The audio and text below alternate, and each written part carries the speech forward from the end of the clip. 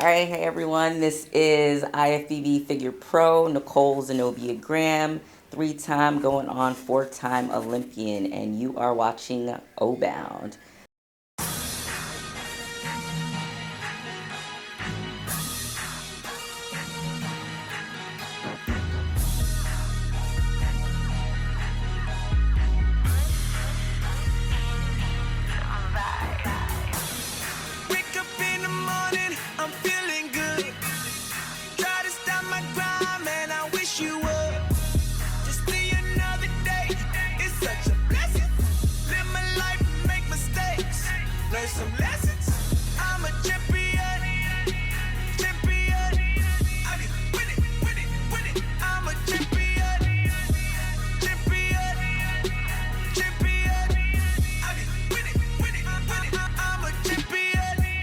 Up to my checklist, brush my TP for my breakfast, go to work, get paid, hit the club, now I'm flexing. Find a fake in my confessions, celebrating all my achievements. Don't need no corrections. Let me be really reckless. To the sky, everyone next to me, why I'm so happy and I just supply, cause I think God I'm alive, Devil's a lie, man I could've died, pedal to the metal, life to the fullest, man can't pass me by. No, I have no regrets. I didn't get out of my chest. So all of you haters can stop being the best that I ever can be. Till there is no more of it left. Damn, I'm so fresh. Walking up in my job like, yo, where the hell are the checks? Give me respect. I ain't grinding, making money. You should already know what is next. Wake up in the morning, I'm feeling good. Try to stop my grind, man. I wish you would. Just see another day. It's such a blessing. Live my life. Learn some lessons. I'm a champion. I be with it. I'm a champion. I be with it. I'm a champion.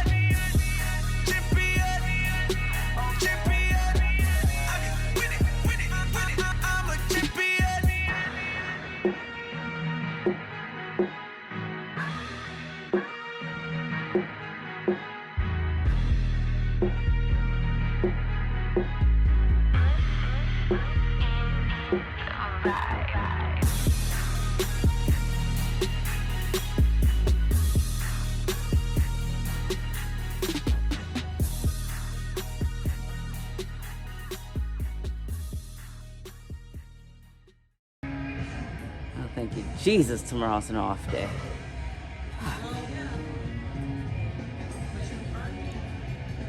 I'm gonna go get this body work, go get some cryotherapy, and I'm gonna go watch a movie at the theaters where your feet recline up.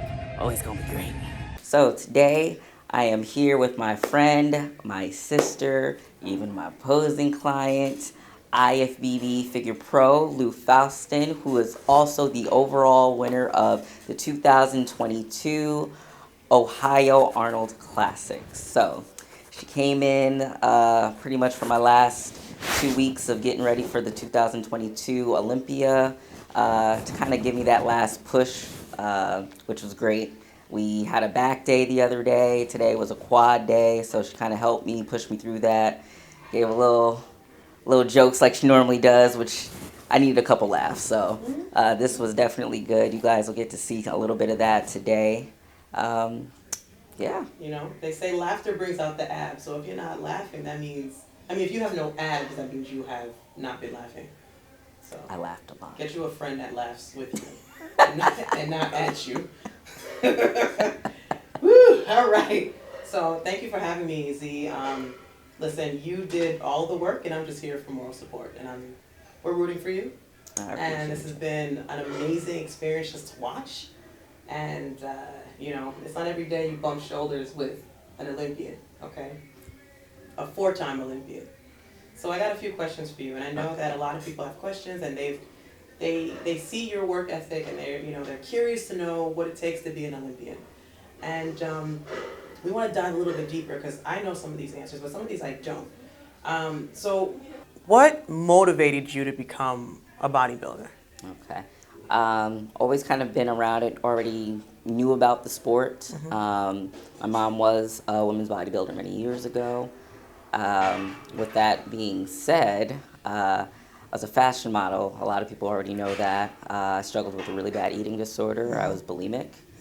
I was really tired of fashion industry standards, like literally killing myself to try to be skinny, fitting into an industry that I just didn't fit into. I still wanted to model, so I figured, okay, I've got this athletic background, track, all-star cheerleading, gymnastics, always just been athletic, so why don't I just go down the fitness, modeling market. With that being said, getting myself back to being healthy, starting to be serious as far as training goes. I've always been in a gym, but really being serious in the gym. I went to my first bodybuilding gym, Mid-City Gym in Manhattan, New York. I was approached about competing, and the guy was like, "Oh, you ever thought about competing?" I'm like, "Competing in what?" And I'm like, "Okay." He's like, "Bodybuilding." So I'm like, okay, really admired what my mom did, but I don't think that's what I really want to do. And he's like, no. Look at, do some research, look at, there's other divisions that, you can look at. So I was like, all right, let me see what this guy's talking about. So I did a little research. The first division that came up, it was a wrap. It was figure. And it was 4 women that came up. It was Nicole Wilkins. It was Latoria Watts. Candace Carter-Lewis, and Sydney Gillen. And when I tell you that I was just blown away, I was just like, holy freaking crap. Like, they exude so much femininity. At the same time, their bodies, like, they literally look like living superheroes. And I was like, dude, I want to do that. And, as soon as, I saw that, I was like, okay, so I don't even know where to really start with this. Try to do my research, and in my mind, for some reason, I don't know why, I thought like, okay, I want a guy for a coach. I definitely want a guy trainer because he's gonna kill me. And this, that, and third. But then when I walked into another bodybuilding gym, and this woman caught my eye, Roxanne Edwards, who ended up being my first coach at the time, and I didn't even exactly look at her. But she was wearing a black fleece. I could see everything through the fleece. And for some reason in my mind, I was like, you know what? It's going to be her. And you know what? It started from there. And I thought I was going to need at least a year or so, something like that, to put on size. And she was like, no, everybody starts somewhere. Structurally, I was there structurally. I just obviously didn't, have the size yet. But, you got to start somewhere. So we just decided, hey, let's jump into a prep. So first person I worked with was Roxanne Edwards and Caprice Murray. Caprice took care of the diet. She took care of the training. She mentored me through it. And it just kind of just went from there. And, I stepped on stage. It was my first show in 2016. And it was August 2016, Victor Martinez Legends. And I actually won that show. Okay, first show you won. First show I won. But personally, I don't count it because it wasn't nationally qualified. It was a brand new show. Okay. So I still would count it, though. I don't know. I would count it. Plus, there was only 2 competitors that I went against. So I was just like, okay. But I got the bug. I got bit by the bug. There you go. Right. So it was like, okay, I want to do it again. Yes. So I had this mentality of, I know that it takes, years to get a pro card. But for some reason in my mind, I was like, you know what? My goal is to get this in less than a year. And I set out to do it. I actually started working still with Roxanne Edwards, but I also started working with Dominic Mustasio. And we ended up getting my pro card within 10 months of There you go. So that was the next goal. Got it. Cool. From there, did my pro debut in 2018. New York Pro, first show at the gate, top 7. Did Tampa that year, top 10. Following year after that, wind up qualifying for the Olympia. Got my first pro win at the Tampa Pro. Wasn't the best Olympia. Okay. I was really sick, but that's I made fine. it there. There you go. We still made it there. We made it there off a win, so that was cool. But it's also, people spend their entire careers sometimes trying to even get to the Olympia, and they don't. So it doesn't matter if you got your first Olympia, you didn't do first place, you didn't get second place, whatever. You still made it within that time frame. That many people sacrifice sometimes, a lot, everything. To get there, and you got there. So absolutely. That's a blessing, and that's something. It shows that you are on the right path. Right. No, absolutely. It's been a journey. It's been an uphill journey. It's been great. you know, after that first Olympia, I actually ended up working with Johnny Castellana afterwards, Okay. and it's just been an amazing ride with him as a coach. He's one of the most attentive, you know, coaches that I've ever, you know, worked with. He's just a book of knowledge. He's one of those. He's a top coach. Yeah, yeah, and he's very health oriented, and that's something that I really do appreciate. Any question that I ever ask, he's always there. He's always on. It doesn't matter how many clients that he has, he's just always on it. So it's just been great. Listen, that's something, and I think that you've inspired a lot of people who, you know, you said something that actually caught my attention when you said it takes years to get your pro card. Not necessarily, because you did it in less than a year. Which is why I don't like telling people that, because really, if you look at the history of bodybuilding and really building a top level physique, it really does take time. It does take years to really build a competitive physique. So I hate when people think that it's an overnight process, because it's really not. For some, yes. Yes. There are some anomalies, yes, but it's not an overnight process. See, again, I'm gonna say something, because I think you're discounting your athletic background. You didn't just come out of bed fresh from from sports and fitness. Right. You have the genetics, yes, and we're not just gonna rest on that. But you were an athlete your entire life, you know. So you may not have been doing this type of training in your past life, but you were still working out. You still had that foundation. Right. You built that foundation so that it took you to, you didn't have to build a foundation before a foundation to get to where you got to. So yes, it may seem like it was only 10 months of you competing to get that pro card, but it was 20 years of, you know what I mean, of fitness, of working out. So don't discount that. That's true. All right. She makes a good point. Okay. Thank you. All right. So another question that I have, just because people think that you have to be very miserable during prep, and you have to have a lot of bland food. Do you, how strict is your diet in competing? Like, do you have wiggle room, or do you like the bland food? Like, is that something that you prefer? I mean, my food's not really bland per se. I mean, I'm more of a, once I'm like in prep and I'm dialed in, I'll go between, you know, lemon pepper seasoning, sea salt, pepper, Mrs. Dash, things of that nature. I mean, there's a lot of things that you can do. I don't restrict myself from sodium. I don't. Yeah. But there's a lot of seasonings that you can use. I mean, my food's never actually bland, but as far as being strict, it is very strict. Yeah. There's no deviating from anything. If it's on the plan, that's what it is, and I don't do the whole macros thing. I like him to know exactly what I'm eating, so he knows what works and what doesn't work. Okay. So I guess another question that I have is, do you, I mean, being a seasoned pro like you are, and you being an Olympian, 4-time Olympian that you are, do you get butterflies before you get on stage?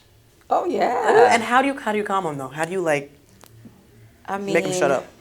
I'll just, honestly just go through the routine, the individual presentation while I'm backstage, and just really just amp myself up or whatnot. Do you listen to music backstage? No, I don't listen to music backstage. I mean, for the most part, I'm usually laying down with my feet up until we're about ready to pump up and whatnot, and that just kind of gets my mind right, just laying there with my feet up. But I will say, because usually you don't do your individual presentation first, so usually when you go out for that first round of comparison before they actually do call outs and individual presentation, that kind of gets the jitters out. So you've already been on the stage, you've already felt it, so it's like, okay, cool. Now let's do this individual presentation, and like we're good to go. So it's like that first initial is like, okay, we just got it out. Now that we got the butterflies out of the way, what did you in your long career of competing, what is your favorite show to compete at, and what was your favorite show outside of the Olympia? Let's say, if that even is your favorite show. I'm gonna actually have to say now would have to be the Boston Pro Show. Oh. So that was inaugural this year. I wound up taking second at that show. It was just a really, really well-ran show. The venue was absolutely beautiful. The lighting was great. The way that they treated the athletes was just even more important. That was what was awesome. Like, we were treated like pros, like how we should be treated. Great goodie bags. What else? The VIP area for the athletes. I mean, they fed us. It was just great. It was a whole great production. They even had a concert afterwards. I mean, I can't stress enough how special they made us feel as athletes, and even the marketing of that show, because they consistently promoted the athletes of that show, which I thought was really cool. Now that I qualify, I mean, not qualify, now that I'm a pro, I think I might have that in my future. Yeah. That's a good one. Yeah, that's a shameless plug. I mean, for y'all myself. should push the show back to like August when I'm gonna, get back on stage so that I can do it again, because that was a dope show. Yeah. Okay. Well, you look phenomenal at that show, and I remember seeing that. Thank you. And I think you look beautiful. Besides beautiful, that's the word that I have for you. What is a word that you describe yourself as? One word. One word. Relentless. Ooh, relentless. Relentless. Why? I'm just never giving up on, anything. It doesn't matter the adversities that I have. Yes. Every prep, there's always going to be something. There's always going to be something. You can never predict what's going to happen. I can't tell you, every prep that I've had, I've always had some crazy situation happen. And, it's how you handle it. How you handle it. How much are you willing to stress yourself out about it? The biggest thing that I can say now, I'm human, so trust me, things happen, and sometimes stress does get the best of us. But the best advice that I can give to anybody in these situations is control what you can control. That's the only thing that I can give you. And I'll say this, I mean, it's a matter of how bad do you want it? How bad do you want to succeed in the sport? How bad do you want to do well at the show? Are you going to let whatever adversities that you're going through get the best of you? Be relentless in your journey. That's all I can say. Yeah. That's beautiful. That is beautiful. Now, I know a few people who, before a strength competition or a powerlifting competition, they watch themselves lift, or they watch videos on YouTube of, just of other great lifters lifting, or their own videos. Are there images out there or your own videos or content that you look at to keep your head in the game? Like, is there something that you watch to keep you motivated throughout prep? Honestly, yeah. I mean, now that I'm doing lives and whatnot all the time, as far as my cardio is concerned, but in the past, I would usually watch old shows that I might have done. I also actually used to watch Pumping Iron 2, the women, while I was doing cardio, and watching, those old school, women's bodybuilders back then. That was just motivating in itself. Used to watch that. A lot of times I'll even watch Eric Thomas, and I'll watch a lot of C.T. Fletcher. So those for sure keep me going. Yeah. I mean, C.T. Fletcher could make anyone do anything. It's still your mother set. Yeah. He could even make my mom do something. I mean, my mom works out, but he could push her to maybe bodybuild one day. Hey, Mom. Okay, what do you do to relax? Do you relax? And what does relaxing mean? Like, what do you do to relax? Well, now that I'm this deep into prep, kicking back with my feet up, honestly. I mean, at this point, when I'm in my, improvement season and whatnot, I feel counterproductive if I'm not, doing anything, or if I'm taking a rest day here and there. It's just like I'm always on the go. But you learn to appreciate those rest days once you get closer to a show and, you know, lower the body fat and deplete it and all that other stuff. So you really get an appreciation for those rest days. But what I've been doing these past week and some change, okay, I've actually been doing cryotherapy literally every day and compression, and it's done wonders. I mean, as soon as I go to bed, get in the bed, it takes me no more than 5 minutes to just go to sleep. So it's been really helpful. Okay. Okay. And this is something that this is something new that you've added in this prep. Yeah. Okay. All right. So that's a beautiful thing, and we should see hopefully how you feel on stage, the effects of it. It all come together. People think that, I mean, we're very healthy people and we look amazing on stage. But we all like things, right? We all like certain things, and we like good tasting foods and things. Yep. So my vice is, I shouldn't even call it a vice, but I like drinking. I love a good cocktail. And I want to know, and these viewers out there want to know, if you have a cocktail that you love, what is it? Cocktail. I don't know if I really want to say cocktail. It's just more of a specific thing that I like. Bailey's? I'm a Bailey's girl. I will drink down some Baileys, but if we want to actually go for like a real drink, I'm going to say a nice frozen pina colada. Oh. Yes. Okay, so I think maybe after this Olympia, you might have to go to an island somewhere and to celebrate and drink pina coladas. D, do you hear that? Okay. Boyfriend, you hear that? Boyfriend, do you hear that? I remember, I don't remember what competition it was that you did. I remember getting you a bottle of Bailey's, and I think that was gone after. It was so gone. Okay. So it was so gone. All right. Me and Bailey's. I'm a creamy, like, rum person. And I'm not like a drinker like that, but like when I do, it's typically something that's creamy and got rum into it. Okay. So you hear that, guys? If you want to show your support for Zenobia, send her P.O. box. You have a P.O. box? We're going to get her a P.O. box, and you could send bottles of Bailey's to her P.O. box. Or a nice big old bottle of Coquito. There we go. Thank you. So I think those are the only questions that I have. Unless we have more questions. Is there something that I missed? You want to address something else? Okay.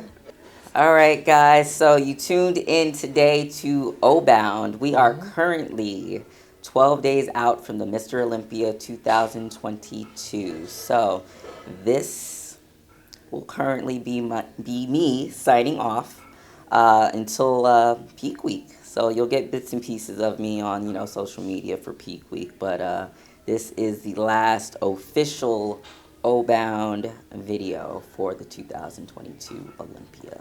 Yes. Stay tuned, guys, because it's going to be a good one to watch. And please support Z any way that you can, because she's worked hard and you'll see it on stage. Super proud of her. Super. Peace out.